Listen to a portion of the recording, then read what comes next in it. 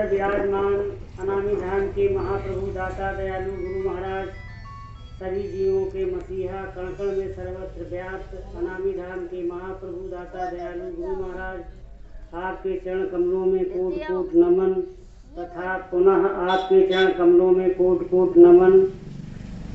आज की सत्संग सभा में उपस्थित सभी बुजुर्ग भाई बहन तथा सभी सत्संगी भाई बहन, सभी इष्ट मित्र गण, बच्चे बच्चियां तथा जहां तक मेरी आवाज़ जाती है वहां तक सभी धर्म के मानने वाले हिंदू, मुस्लिम, सिख, ईसाई, पारसी, जैन, आप किसी भी देवी देवता को मानते हैं, सभी का यहाँ से वंदन अभिनंदन करते हुए सादर जय गुरुदेव, जय गुरुदेव।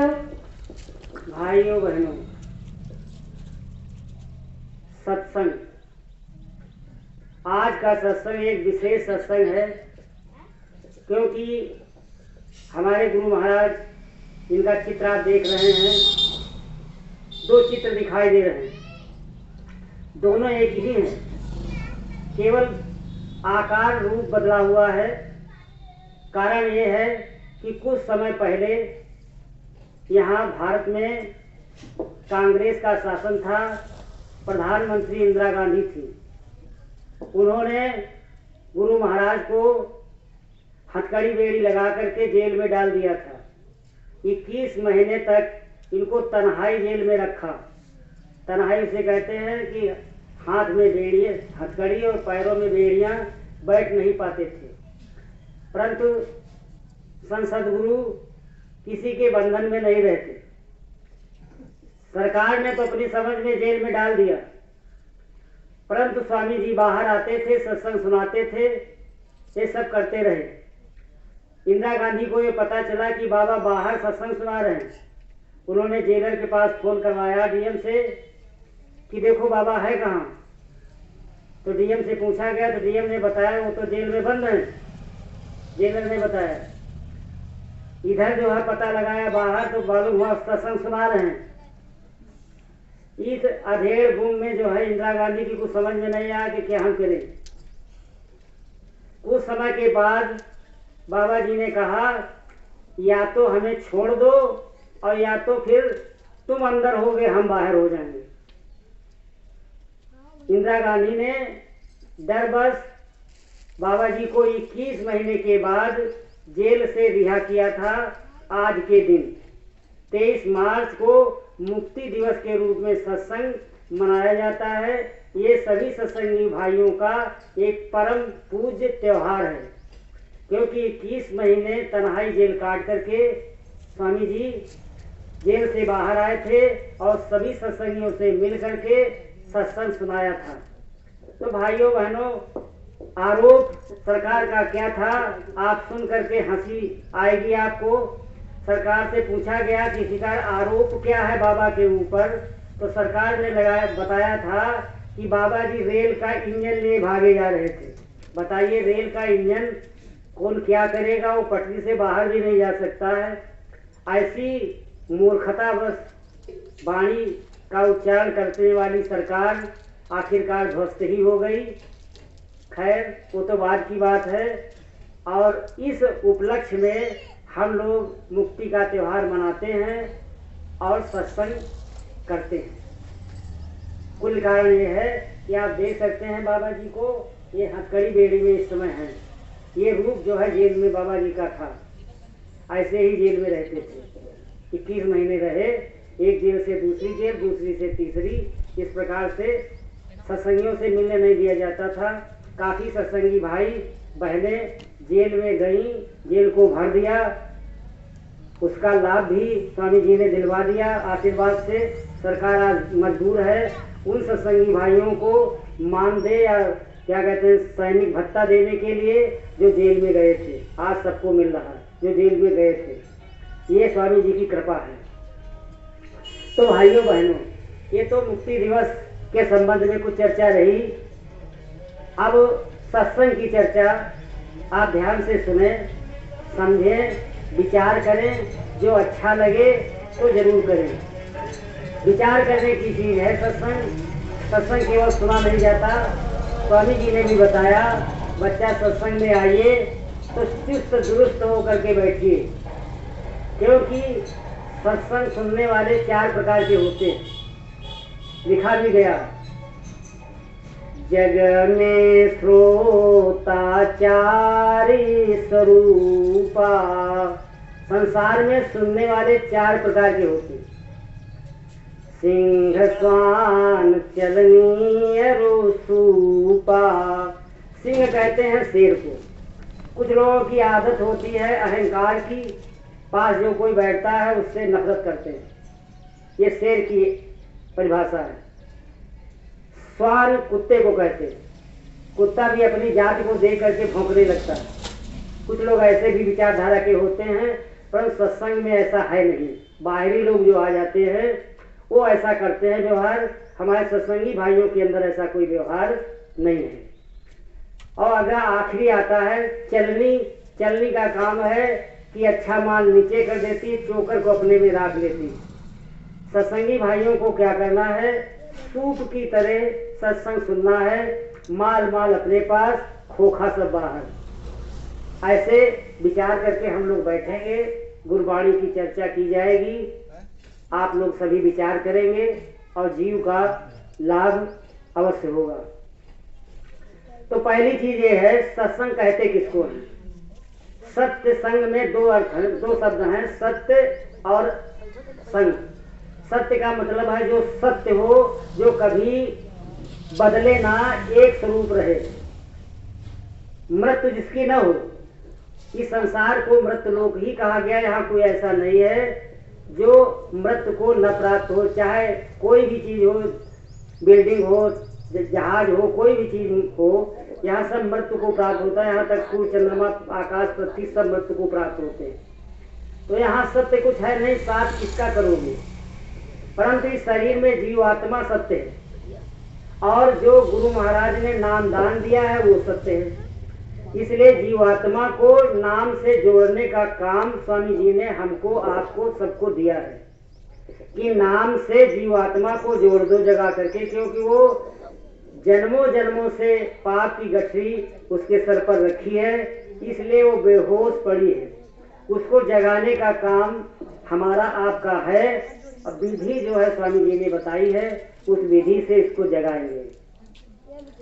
सबसे पहले एक चीज हम लोग विचार कर लें, वो चीज सबसे ज्यादा कठिन है।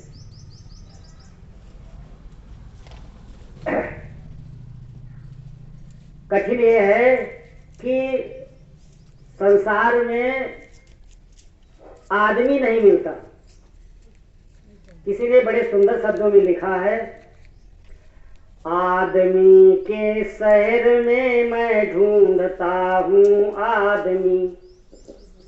आदमी के ही शहर में मैं आदमी ढूंढ रहा हूँ, परंतु आदमी के शहर में ही खो गया है आदमी। आदमी के शहर में यानी जहाँ हजारों हजारों की भीड़ होती है, वहाँ आदमी खो गया है। आदमी का चेहरा तो है सबके पास, मगर आदमी नहीं मिल रहा। उसका कहने का मतलब है कि आदमी के शहर में मैं ढूंढता हूँ आदमी। जहाँ आदमी के हजारों लाखों चेहरे दिखाई तो देते हैं, मगर आदमी नहीं दिखाई देता। उसके संबंध में संत सद्गुरु एक कहानी सुनाते हैं, उसके संबंध में आप सुन लीजिए कि आदमी कहते किसको हैं और आदमी मिल क्यों नहीं रहा। एक महात्मा जी थे, उन्होंने लालटेन जलाई और आदमी ढूंढने के लिए दिन में निकले, क्योंकि लालटेन न जलाते तो कोई पूछता नहीं कि कहाँ जा रहे हो, क्या कर रहे हो, कहाँ आए हो। इसलिए लालटेन जलाई उदाहरण के लिए कि जो है कोई पूछेगा तो बताएंगे कि आदमी ढूंढ रहे हैं। तो लालटेन जला करके चौराहे पहुंचे जहाँ बहुत भीड़ थी। लोगों ने पूछा, बाबा तुमको क्या हो गया? कहा, बेटा क्या बात है? कहा कि क्या सूर्य की रोशनी कम पड़ गई है, तुमको लालटेन जलानी पड़ रही? कहा, बेटा ऐसा नहीं है। तो कहा, फिर क्या, कहाँ जा रहे हो, क्या ढूंढ रहे हो? तो उन्होंने कहा कि मैं आदमी ढूंढ रहा हूँ। तो उन्होंने कहा कि आदमी तो सब आदमी ही टहल रहे हैं, तुमको कोई आदमी नहीं दिखाई देता? कहा, हमको बच्चा इसमें कोई आदमी नहीं दिखाई देता। केवल आदमी की शकल सूरत है, मगर आदमी कोई नहीं दिखाई देता। एक दिन बीत गया, दूसरे दिन दूसरे चौराहे पर गए, तीसरे दिन तीसरे चौराहे पर गए, चौथे दिन चौथे चौराहे पर गए, मगर उनको कोई आदमी नहीं मिला। आदमी नहीं मिला तो एक कुत्ता लेकर के वो जंगल चले गए और वहां कुटी बना करके कुत्ते के साथ रहने लगे। एक गांव वाले को मालूम हुआ कि एक बाबा जो है उसको कोई आदमी ढूंढने नहीं मिला और वो जो है एक कुत्ते को लेकर के अपने जंगल में कुटी बना करके वहां रह रहा।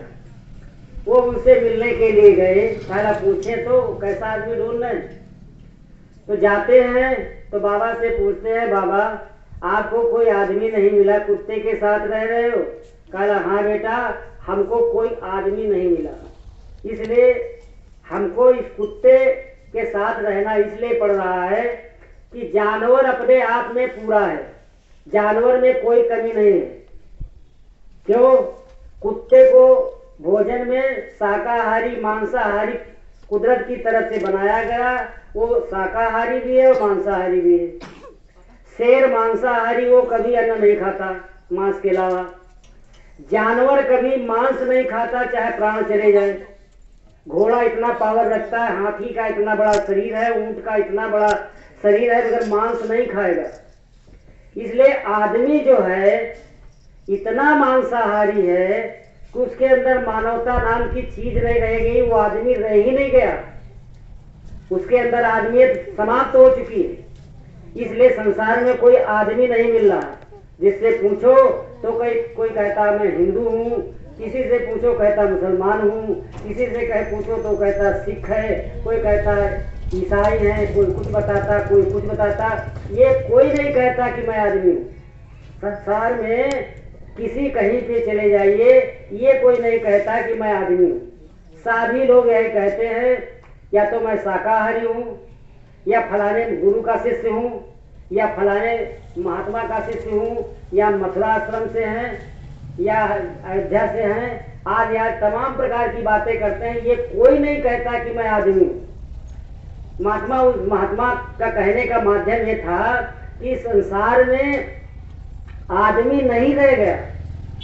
आदमी वो है जिसके अंदर प्रेम हो, आदमी आदमी के प्रति प्रेम हो और श्रद्धा हो, विश्वास हो, श्रद्धा हो, प्रेम हो, वो आदमी है। जिसके अंदर आदमियत नहीं है तो आदमी कहाँ?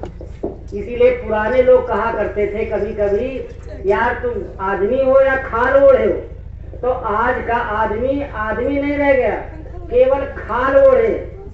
इसलिए उस महात्मा ने कहा कि आदमी के शहर में मैं ढूंढता हूँ आदमी, आदमी के शहर में ही खो गया है आदमी।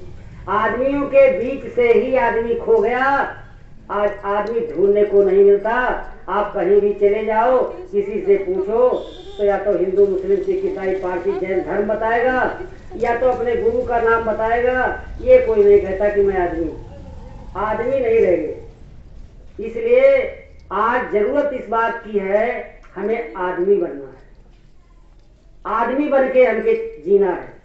आदमी का मतलब है, गोस्वामी जी ने रामचरितमानस में लिखा कि सिया राम मैं सब जग जानी, और करहूँ प्रणाम जोरी युग पानी। सिया राम मैं सब जग, चींटी से लेकर हाथी तक, पानी से लेकर पृथ्वी तक, कहीं भी कोई भी जीव है, ये घास पौधे पेड़ जो खड़ा है इसमें भी जीव है। इसमें भी हमें अपने परमात्मा अनामी धाम के महाप्रभु गुरु का ही रूप देखना चाहिए, क्योंकि इन्हीं का अंश जीव है और यही जीव 84 लाख योनियों में जा करके अपने कर्मों को भुगतता है। ये पेड़ अपनी करनी को भुगत रहा है, ये कभी आदमी था। इसीलिए बड़ा सुंदर लिखा है लोगों ने, महात्माओं ने, कि भूत पूजना छोड़ दो, नहीं भूत बनोगे भाई। भूत मतलब है जो पहले आदमी था। ये पेड़ कभी आदमी था, आज हम इस पेड़ की अगर पूजा करेंगे तो क्या हमको वैकुंठ मुक्ति मिल जाएगी? विचार करने की जरूरत है। देवी देवता पहले आदमी थे, उन्होंने अच्छे कर्म किए, पुण्य के काम किए, आज देवी देवता हो गए। क्या उनके पूजने से हमको मोक्ष मुक्ति मिल जाएगी? अरे वो खुद ही नहीं मुक्त हुए तो हमको मुक्ति क्या देंगे? ये विचार करने की चीज है। कोई लोग पेड़ पूजते हैं, पेड़ तो पहले आदमी बना था, करनी बस जो पाप कर्म किए पेड़ बन गया, वो तो कर्म के अनुसार है। और पहले मनुष्य थे, पुण्य का काम किया, देवता बन गए। वो खुद नहीं तर पाए तो हमको क्या तारेंगे? इसलिए बड़ा सुंदर लिखा है कि भूत पूजना छोड़ दो, नहीं भूत बनोगे भाई। भूत देवी भूत देवता, ये देवी देवता जितने हैं ये सब भूत ही तो हैं। पहले मनुष्य थे, पुण्य का काम किया, देवता हो गए, तो उनकी पूजा करने से क्या हमको मुक्ति मोक्ष मिल जाएगा? अरे वो खुद नहीं कर पाए तो हमको क्या तारेंगे? इसलिए सत्संग में आए हैं तो हम विचार करें कि हमको करना क्या है। अगर विचार नहीं करेंगे तो कुछ मिलने वाला नहीं है। सुन के चले जाएं, कोई फायदा नहीं सत्संग में आने का। सदगुरु अंदर की साधना, यानी सारे देवी देवता ही नहीं, बड़े बड़े जो है महापुरुष इस ब्रह्मांड के अंदर विराजमान हैं। और हम ढूंढ कहाँ रहे हैं? बाहर। किसी ने बड़ा सुंदर लिखा, घट ही माँ खोजो मिले पिया। पिया मतलब परमात्मा ईश्वर। अपने शरीर के अंदर ही खोजिए, वो परमात्मा मिल जाएगा, कहीं जाने की जरूरत नहीं। क्यों? उस परमात्मा ने कहा कि नाम मथुरा नाम काशी, ना काबे कैलाश में